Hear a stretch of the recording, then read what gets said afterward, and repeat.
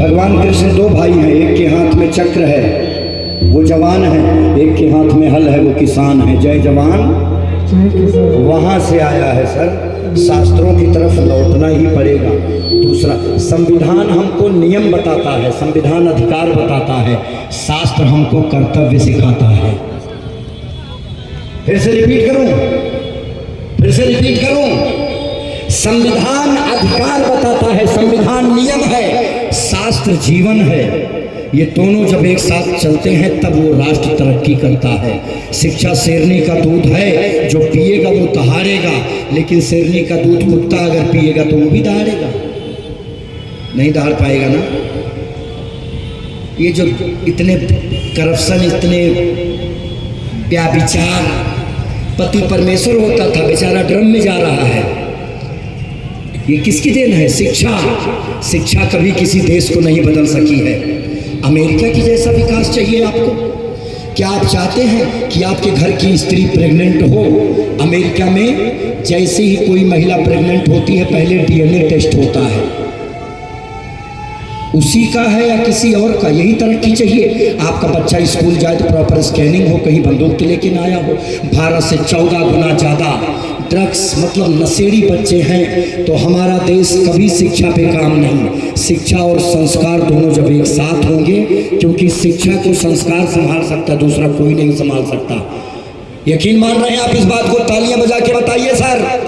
ध्यान रखिएगा, संविधान के किसी भी आर्टिकल में नहीं लिखा है कि पति पत्नी का रिश्ता कैसा होना चाहिए महाराज जी, लेकिन अयोध्या कांड बताता है कि पत्नी, बहन जी लोग, हमारी माताएं बहनें, इसीलिए दुर्गा जी को 8 हाथ हैं, दर्शन है, संविधान और शास्त्र एक साथ। रमेश जी ऐसा भी एक प्रोग्राम कराइए। भारत बाबा से बाबा साहेब तक पत्रकार बंधु हैं, बताएं। मैं जानना चाहता हूं, भारत जैसे महान देश की जीडीपी यार दारू पे आ गई। इसीलिए दारू के बोतल को खंभा कहते हैं, क्योंकि हमारी जीडीपी का एक मजबूत स्तंभ है दारू, और स्तंभ को खंभा कहा जाता है।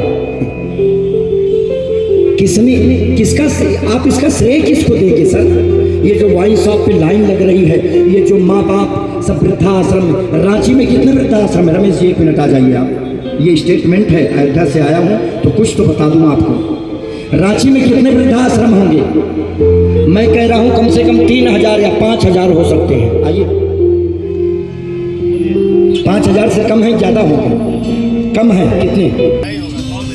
100 नहीं है, 5000 से ज़्यादा वृद्धाश्रम है रांची में। और मैं प्रूफ करने चल रहा हूँ। वृद्धाश्रम की परिभाषा जो है सर, कठोपनिषद नचिकेता।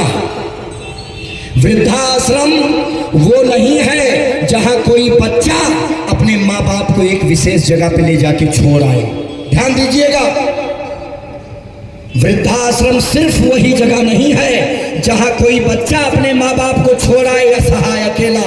वृद्धाश्रम वो भी है जहां कोई बच्चा अपने बूढ़े माँ बाप को अकेले घर में छोड़ के कहीं बाहर कैरियर बनाने चला जाए। अब बताइए कितने वृद्धाश्रम होंगे? 5000 कम पड़ गए कि नहीं कम पड़ गए? हमारा भारत कभी इस चीज़ पे फोकस नहीं किया है। ध्यान रखिएगा, अगर अपने आप को हिंदू और सनातनी कहते हो तो असली हिंदू परिवार वो है जहां एक छत के नीचे 3 पीढ़ियां रहती हैं। एक छत के नीचे 3 पीढ़ियां। माताओं बहनों, आप जानते हैं दुर्गा माई को 8 हाथ होता है। 8 हाथ क्यों? पहला हाथ आप बताइएगा, पहला हाथ अच्छी बिटिया होने का। डॉटर, अच्छी बिटिया बन जाओ, बस इतना कृपा करो, अपने माँ बाप की पगड़ियाँ मत उछालो, नहीं तो बहुत फूलों की तरह तुमको पाला है। कभी कांटों की इबादत मत करना मेरी बहनों, 35 टुकड़ों में काट के फ्रिज में रख दी जाओ, ऐसे जाहिलों से मोहब्बत मत करना मेरी बहनों। पहला हाथ माताएं बहनें, अच्छी बिटिया होने का दायित्व। दूसरा हाथ अच्छी बहन और दीदी होने का दायित्व। तीसरा हाथ अच्छी स्टूडेंट, अच्छी छात्रा होने का दायित्व। चौथा हाथ बाबूजी, चौथा हाथ अच्छी सहेली होने का। 5वां हाथ अच्छी पत्नी होने का। अच्छी पत्नी, अच्छी पत्नी, छठवां हाथ अच्छी मम्मी होने का दायित्व। इस देश में माताएं कुमाता हो गई हैं, ये केवल एजुकेशन की देन है। एजुकेशन, पढ़ाई, शिक्षा की देन है। ये जो जितने बच्चे जाहिल बने, पुष्पा बने घूम रहे हैं ना आजकल। अभी केवल 4000 गुरुकुल हैं पूरे भारत में। मोदी सरकार की अगली योजना बता रहा हूं मैं आपको, कुछ दिन चलने दीजिए। अगर ना फिर से आपके बच्चे सवेरे उठ के पैर छुए, मम्मी अगर चाहे तो बच्चा रावण बन जाए और मम्मी चाहे तो बच्चा प्रहलाद बन जाए, ध्रुव बन जाए। इसीलिए छठवां हाथ अच्छी मम्मी होने का निर्वाह, सातवां और आठवां हाथ बचा है। बोलिए जय सिया राम। वो भी बताता हूँ थोड़ी देर में। हमारे यहाँ कितने गुरुकुल है भारत में इस समय वर्तमान में? मैक्सिमम 4000। गुरुकुल में क्या पढ़ाया जाता है जानते हैं आप? का से कबूतर, वह जो चिट्ठियां पहुंचाता था। खा से खरगोश, भूजो खाओ। और गा से गधा, कमला। बड़ा दुर्भाग्य है भारत का, पता नहीं किसने कर दिया। मौलाना अबुल कलाम ने किया था ये। हमारे गुरुकुल में महोदय का से कृष्ण, खा से खरदूषण और गा से गणेश पढ़ाया जाता था। जब आपका बच्चा गणेश पढ़ के लौटेगा तो पूछेगा, मम्मी ये गणेश सूंड वाला कौन है? मम्मी क्या कहेंगी? ये महादेव के पुत्र हैं। इनकी पूजा पहले क्यों होती है? गणेश भगवान पहले क्यों पूजे जाते हैं हिंदुओं, सनातन धर्म के भक्तों?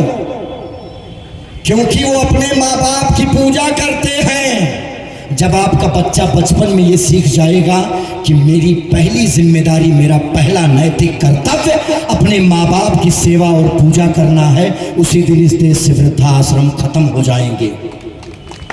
ये सनातन का दर्शन है। आप कहाँ हैं सर, कहाँ हैं? ये सदन में एक दिन होगा। इस देश में जितने ज़्यादा गुरुकुल बढ़ेंगे उतना ही आपके बच्चे तरक्की कर जाएगा। बोलिए जय सिया राम। अब आइए, मैं सभी भारत के मुसलमानों से कहता हूँ, ये अकबर, ये बाबर, ये औरंगजेब, ये खिलजी, ये मुगल जितने आए हैं, इन्होंने हमारे पुरखों को भी बहुत मारा और तुम्हारे पुरखों को भी बहुत मारा है। सौभाग्य से तलवारों के दम पे हमारे पुरखे बच गए। जनी हुए आक्रांता हमारे और आपके साझा दुश्मन हैं। इनको हम आप केवल एक साथ होकर लड़ सकते हैं। दूसरा कोई रास्ता इस देश में बचा नहीं है। कोई हो ही नहीं सकता दूसरा रास्ता सिवाय पीछे लौटने के। इसीलिए मोदी जी गीता देते हैं, का पढ़ा कोई आता पहले गीता पकड़ा देते हैं। जय सिया राम। भारत बोलने चल रहा हूं, जिसकी वजह से भारत माताओं बहनों को बताता हूं, केवल 6 हाथ तक बताया हूं, अभी तक 2 हाथ बचा है दुर्गा माई का। इसीलिए सोफिया का वो आग में जल के, किस में जल के? कभी रोटी बनाते समय हाथ छू जाए तवे पे तो यहाँ दर्द होता है। हमारे भारत में महिलाएं हमेशा आग में ही जल के क्यों मरती थी? कभी सोचा आपने सर? जब भगवान को सोचा गया है तो केवल पुरुष प्रधान है, केवल सनातन धर्म है जहाँ अर्धनारीश्वर पूजे जाते हैं। जिस देश में देवी की पूजा होती हो नवरात्रि, उस देश में सती प्रथा आप पढ़े हैं कभी? ऐसे ढोल नगाड़े बजते थे, बहन जी ढोल नगाड़े लेके खड़े होते थे।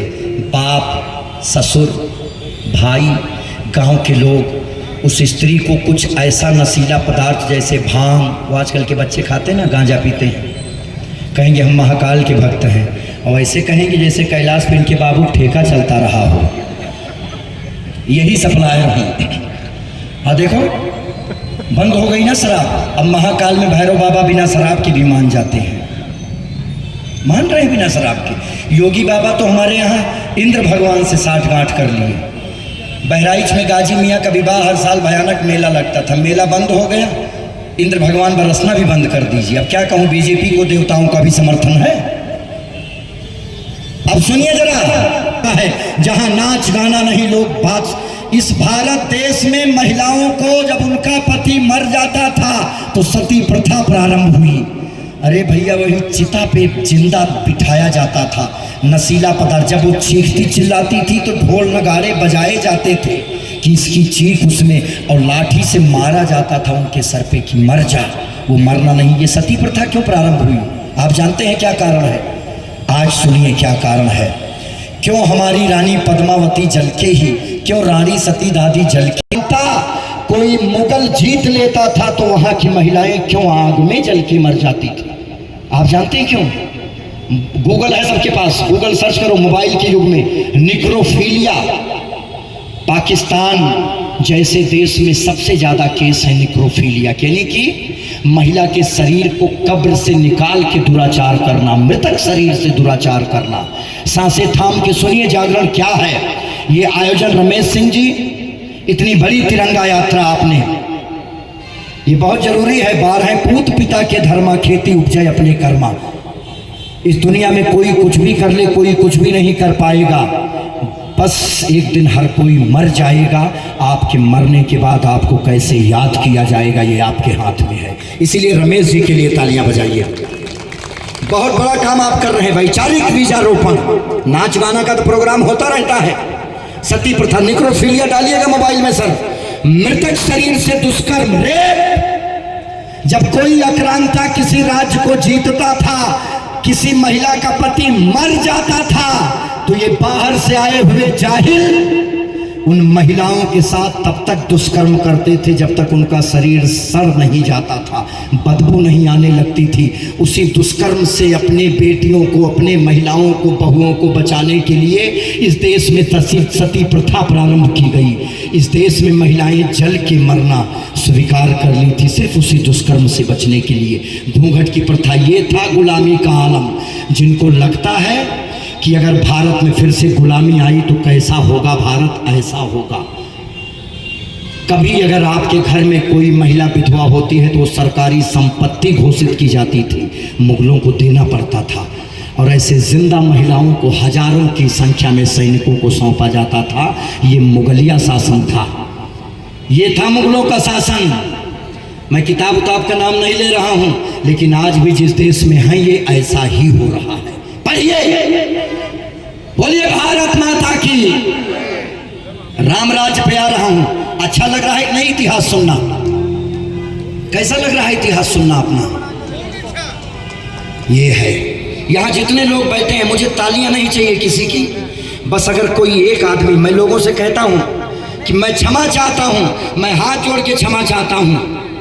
मैं सभी धर्मों की इज्जत नहीं कर सकता हूं, क्योंकि हमारे कृष्ण नहीं किए हैं। गाय को माता कह के रोटी खिलाने वाला धर्म और गाय को रोटी के साथ खाने वाला धर्म कभी एक बराबर नहीं हो सकता। ये हमारे भारत में ऐसा कभी नहीं था। इतिहास सुनिए, कभी रखिए। भारत दैट इज बाबा से बाबा साहेब तक भारत रखिए सर। शास्त्र और संविधान का दोनों की बात होनी चाहिए, लेकिन कम से कम 5 दिवसीय हो। एक तरफ बाबा साहेब भारत रत्न और एक तरफ बाबा, मतलब संविधान और शास्त्र दोनों में आप अंतर करिए कि वो कैसा था। प्रातःकाल उठ के रघुनाथा, गासे गणेश वाला और गासे गमला वाला भारत। कृषि पे यानी खेती किसानी पे जीडीपी वाला भारत, और दारू और दवा पे भारत। दो ही चीज चल रही है, या तो दवा या दारू। लड़कों का और भरोसा नहीं है। ये शिक्षित लड़के हैं, एक हाथ में हैंडल, एक हाथ में मोबाइल, और ध्यान है दिलवाली माँ गाड़ी हल्के नाली माँ। तो भारत को भैया शिक्षा नहीं संभाल सकती। ये खुला स्टेटमेंट है। कभी शिक्षा इस देश को नहीं संभाल सकती है। जब भी देश तरक्की किया है, पहले संस्कार, क्योंकि संस्कार बताता है कि एक ही छत के नीचे जब 3 पीढ़ियां रहती हों, वही भारतीय परिवार है। बोलिए भारत माता की। तो एक पूरी रचना सुनिए। अगली केस ये अच्छा लगा, निक्रोफीलिया सर्च कर लीजिएगा। मुगलों का शासन कैसा था, आपकी रूह कांप जाएगी, रूह। मुगलों का शासन कैसा था। अभी तो मैं कोई बात बताया ही नहीं हूं। एफ वही एफ मेजर महाराज।